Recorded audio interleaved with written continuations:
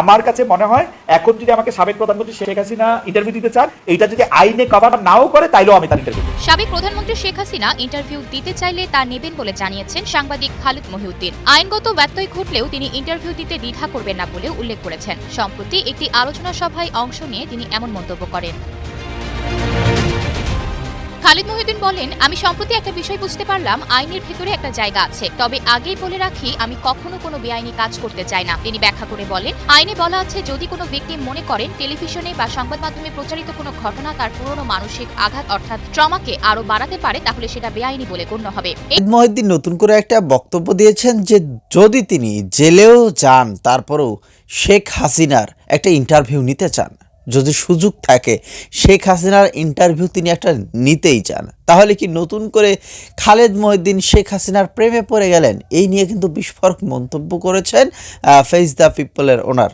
তিনি কি বলছেন সাইফুর সাগর ভাই, তার কথাগুলো আমরা শুনবো। প্রিয় দর্শক শ্রোতা মণ্ডলী, আশা করছি আমাদের ভিডিওটা শুরু থেকে শেষ পর্যন্ত দেখবেন। অবশ্যই এই ভিডিও শেষে গুরুত্বপূর্ণ কিছু আলোচনা থাকছে।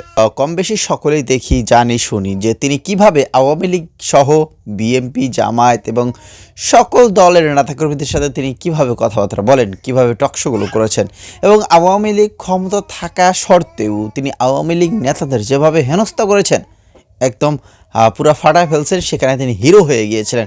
এইবার চাঞ্চল্যকর তথ্য কিন্তু এই সাইফুর সাগর ভাই তিনি দিয়েছেন যে আমরা শেখ হাসিনার সমালোচনা করা মাত্রই আমাদের উপর অ্যাকশন চলে আসে, কিন্তু খালিদ মহিউদ্দিন কি এমন ব্যক্তি পারসন যে তিনি এত এত বড় কথা বলেন, এত কিছু বলেন, তারপরে তো তার কেন কিছুই হয় না?